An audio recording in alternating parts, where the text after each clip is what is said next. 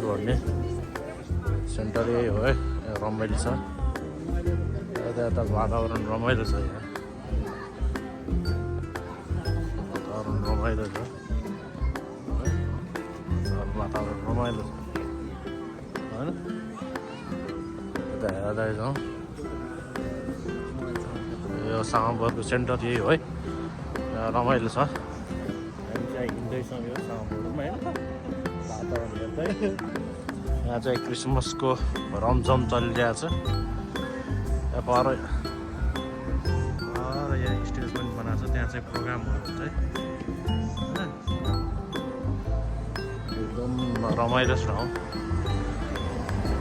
यो घन्टाघर भइहाल्यो अघि देखाएको यो चाहिँ बाटो हो होइन रमाइलो छ वातावरण